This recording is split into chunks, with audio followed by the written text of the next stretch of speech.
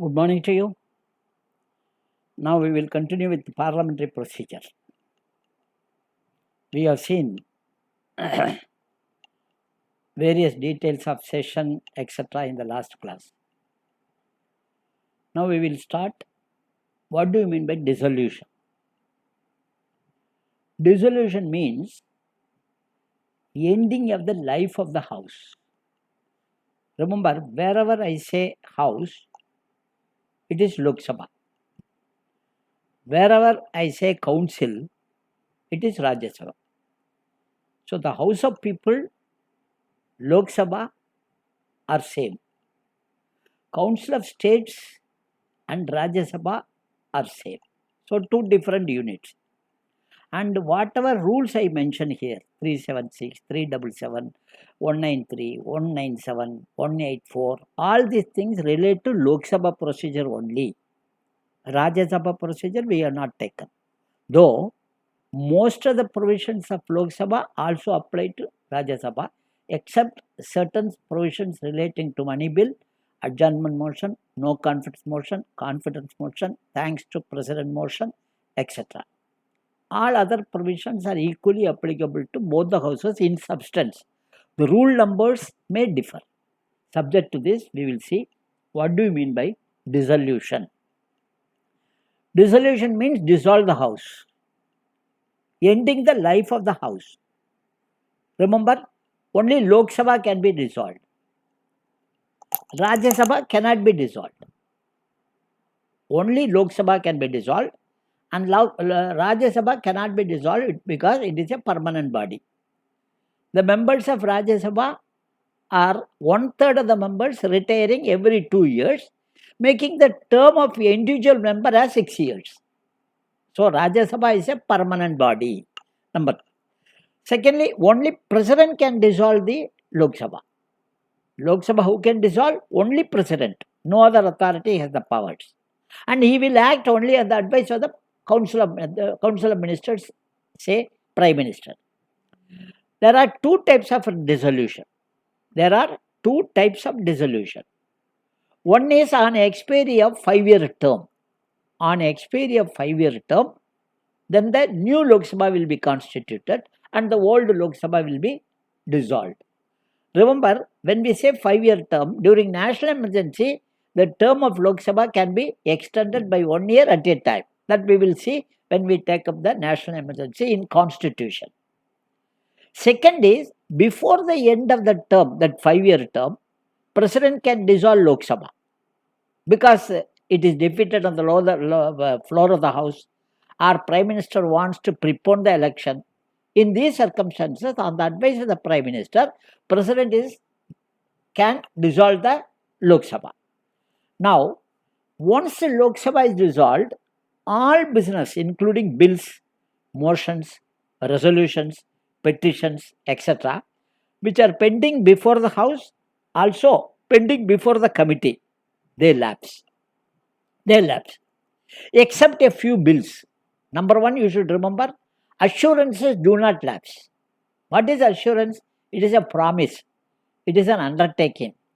Undertaking given by the minister. Minister means government, executive. So the executive has given a promise to the parliament, Lok Sabha, Rajya Sabha, and it is the duty of the executive to keep it up. So assurances would not lapse, remember. Then as far as bills are concerned, a bill in Lok Sabha lapses, whether it is originated in Lok Sabha or transmitted by Rajya Sabha to Lok Sabha. In either way, it lapses, remember. Secondly, a bill passed by Lok Sabha, pending in Rajya Sabha also lapses. Passed by Lok Sabha, pending in Rajya Sabha also lapses. Remember, then, a bill pending in Rajya Sabha, not passed by Lok Sabha, does not lapse. Remember, a bill pending in Rajya Sabha, not passed by Lok Sabha, does not lapse. Number 4, a bill passed by both the houses and pending with the president for his assent does not lapse. Remember, a bill passed by both the houses but returned by President for reconsideration does not lapse. Remember, a bill passed by both the houses but returned by President for reconsideration does not lapse. Similarly, a bill not passed by two houses due to a dispute, and if the President has notified joint sitting under Article 108 of the Constitution before the dissolution of Lok Sabha, does not lapse. So these are all the circumstances where the bill lapses and does not lapse. Remember, common thread you should know is that the Lok Sabha members are coming back to Lok Sabha, and you should provide them the opportunity to give thought to the substance of the bill. That is the intention. So based on this, you can yourself presume which bill lapses, which bill does not lapse. Secondly, we are coming to 0 hour. What do you mean by 0 hour? Remember, it was Indian innovation. First of all, remember, it is Indian innovation. And it is the most powerful weapon in the hands of the members of parliament to keep the executive on toes. Why it is very important? See, all other things, you take the other things, question, or adjournment motion, or calling attention motion, or half an hour discussion, or short duration discussion, or no confidence motion. And every motion, you have to give time. You have to give notice. 10 days notice, 1 week notice, everything, every transaction in parliament, you have to give notice. Whereas, in 0 hour, you can raise any matter of your choice, absolutely free. And with the permission of the speaker, you can raise any issue. The only thing is, 9:30 morning, 9:30 on that day, you have to give the notice. This is the subject on which I would like to raise in the house. But remember, it is in the 11 o'clock to 12 o'clock Lok Sabha is this question hour. 12 o'clock it starts in Lok Sabha. 12 o'clock, how do you indicate 12 o'clock? 0000. So remember, it's a colloquial, it is not specified. So 0000, so it is called 0 hour, number one. Number two, it is not a recognized hour. It is not a recognized hour. Number three, it is not included in the rules of procedure. Number four, members are free to ask any issue. Of course, the ministers are not bound to answer. If any issue is raised during 0 hour, the ministers, the executive is not bound to reply. Why? They do not know what issue you will raise. So naturally, you have to give them the opportunity. They will note down, the extract will be sent to the ministers, and they will reply to the house as well as the individual members separately within 1 month. So, however, the entire nation watches. Suppose there is a mines accident or a child has been drowned in a well and police has not taken action, and you raise this in the 0 hour, the police will be hauled up. The concerned home secretary, concerned home minister, the state or center, they will be answerable. So this is the most powerful weapon in the hands of the members of parliament to raise an issue without notice any time during the session. During the session means that it is 12 o'clock it starts, it may extend up to 1 hour maximum. See, sometimes what has happened is this 0 hour used to eat away the almost all business. Almost it is going on because members of parliament have plenty of issues, so they continue to. So there was a decision in the speakers conference, they should limit the total number of the what is known as the 0 hour discussion. So they said 15, not more than 15 items. So 10 items will be taken up in the morning and 5 items will be taken up in the evening. After the sitting is over, 6 o'clock, it can be taken up in the evening. So however, it will attract the attention of the nation. That is why we call this as a what is known as 0 hour. 0 hour discussions is very important, and it is the most powerful weapon on the hands of the parliament or the members of the parliament to haul up the executive. Number one. Then what is the, remember in the Rajya Sabha, the question, this is the morning itself. It is not 12 o'clock. It is then 11 o'clock. 12 to 1 is the question hour in Rajya Sabha. Mr. Ansari has changed it. So 12 to 1 is the question hour. 11 to 12 is the 0 hour. So that the members are exhausted and attend. What will happen is the question hour. Most of the things you can see in the Lok Sabha, the moment the main item is question. Question they will not ask. They will raise some other issue. So appreciating this contingency, Mr. Ansari, the Vice President, what he did is, we will first let them exhaust, let the members raise all the issues, then we will go to the question hour, because question hour should not be sacrificed for the sake of any other parliament items. So that is the reason in Rajya Sabha we have kept from 12 to 1 question hour, and 11 to 12 is the 0 hour. Whereas in Lok Sabha, 11 to 12 is the question hour and 12 o'clock is the 0 hour. Normally we say 0 hour is Lok Sabha. Whatever rules we are coming here, it's only related to the Lok Sabha, remember. Then we are coming to the point of order. Point of order means, see, the rule number is 376. 376. Any member can raise a point of order when the proceedings of the House do not follow the normal rules of procedure.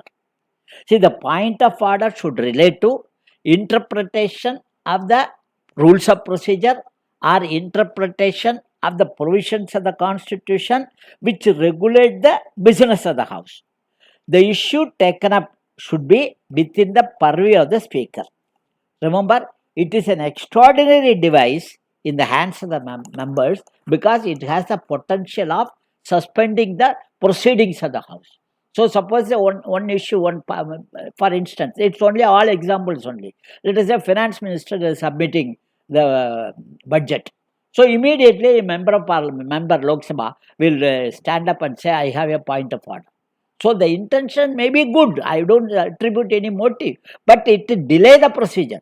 So the purpose of the device is to delay the procedure. Of course, the speaker is there to take up the merit or otherwise of the issue, and he or she will decide whether the point of order should be allowed or not. The point of order will be replied by the speaker, and if necessary by the Minister for Parliamentary Affairs. This is called point of order. Second, 377 statement. 377 statement is, the member can bring to the notice of the House which is not a point of order or which cannot be raised in the House through any discussion, short duration discussion, calling attention motion, adjournment motion, questions. So any of the method you cannot raise. You have no other alternative except to raise in the 377 statement. See, I give an example. Let us say a small girl in your village has been drowned, and nobody is nobody took care of that, and everybody was negligent, including police. They were all indifferent to the fact, and the child has not been taken from the well in spite of 2 or 3 days lapsed. So total agony, total irresponsibility. Now, if you want to raise this, it is a small issue because for them it is for the country it is a small issue because there are so many deaths happening. In India, the human life is the cheapest one.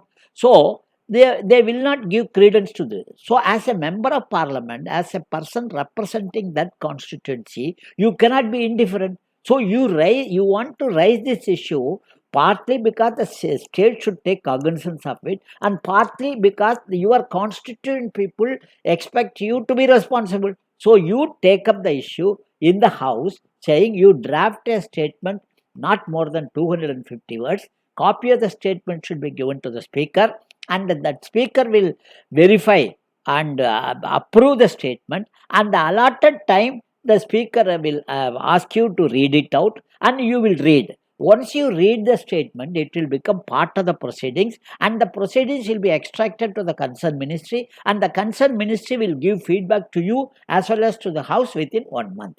So the thing is, you brought to the notice of the House an incident which was normally insignificant but very significant as far as your constituency is concerned. That is called 377. The same thing is a special mention in Rajya Sabha. In Lok Sabha, we call this as 377 statement. In Rajya Sabha, we call this as what is known as special mention.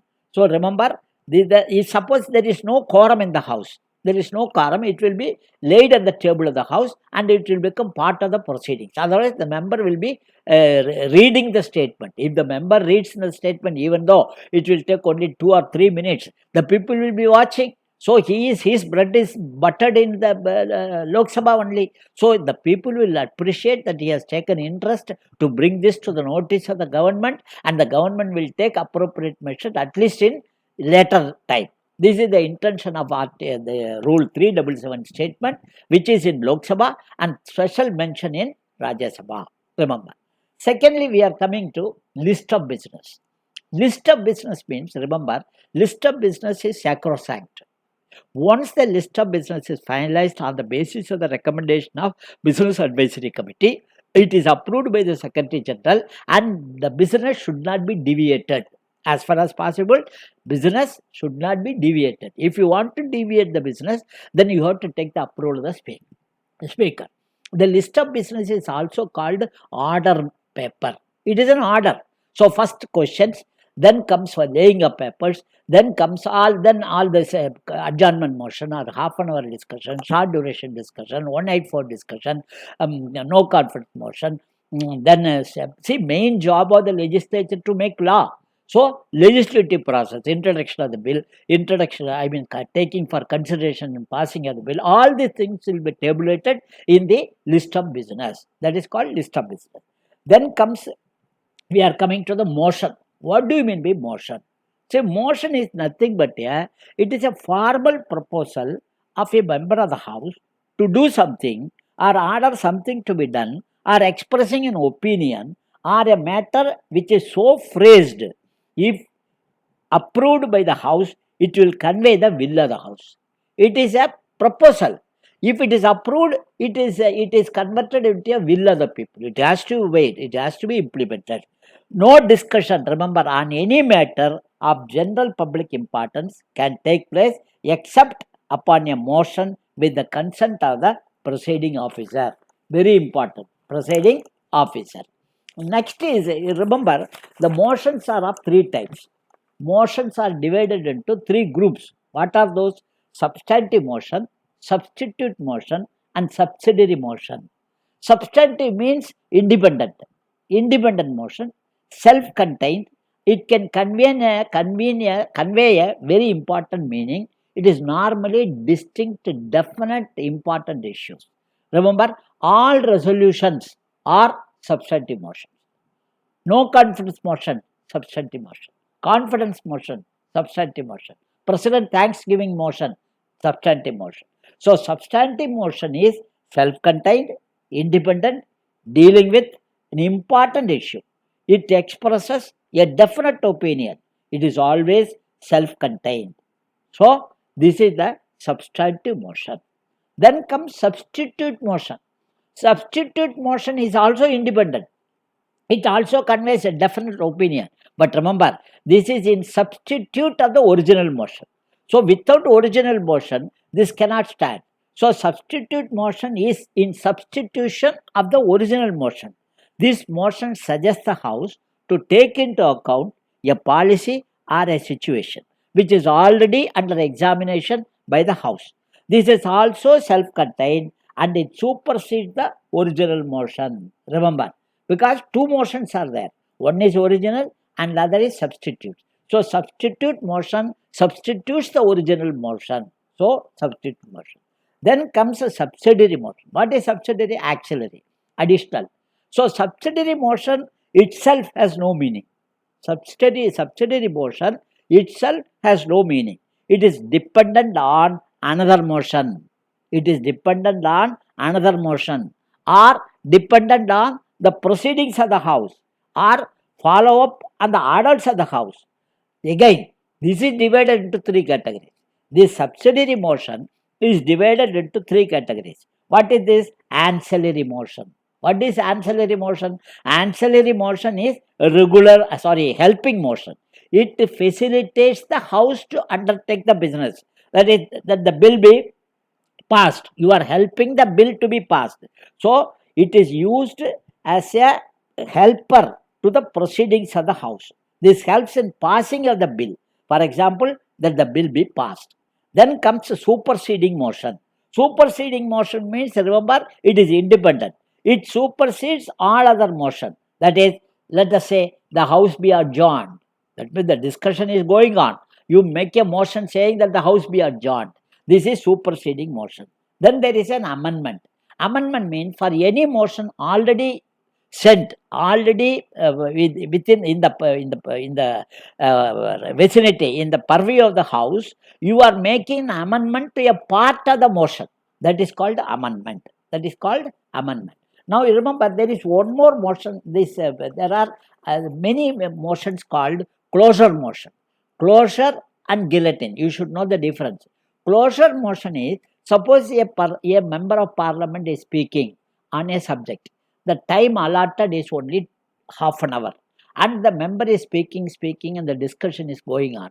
Next item is very important item, but that could not be taken up because of the member speaking indefinitely. So in such a situation, a motion will be moved for closing the debate. Remember, for closing the debate. So that closure motion, remember, there is no discussion. It is only asking the member, asking the speaker to end the debate on the issue so that another motion, the other item in the agenda can be taken up. Whereas guillotine is different. Guillotine is, in this closure motion, there is a motion. In guillotine, there is no motion. Guillotine is putting all outstanding demands straight away for voting. So when the budget is discussed, I remember to told you when we took up demand for grants, we have, let us say, the total 50 ministries are there, and all the 50 ministries demand for grants are referred to the standing committee. Standing committee gave the report, and after getting the report of the standing committee, the parliament chooses 4 ministries at random, and these ministries' demand for grants are discussed threadbare. During the discussion, policy cut motion, token cut motion will be moved. All the three types of motions will be moved. And these cut motions are moved and it will be discussed and it will be decided. And you have taken the demands for grants of only 4 ministries. What about the rest of the ministries? So the demands for grants of the rest of the ministries are summarily put to vote without any discussion. That is called guillotine. That is called guillotine. There is no motion. It is a putting outstanding demands for grants, economic cut, token cut, and policy cut. 3 cut motions are discussed mainly for 4 ministries which are selected at random. And so, rest of the ministries' demands for grants will be straight away put to vote without any discussion. Without any discussion. That is called guillotine. Guillotine is a weapon used during the French Revolution to kill the rebels. To kill the property owners. So that is called guillotine. So guillotine is used in respect of the demands for grants, whereas closure motion is in respect of ending a debate, indefinite debate going on in the House, so that the next item in the agenda can be taken up. So we will continue with other items in the next class. Thank you very much.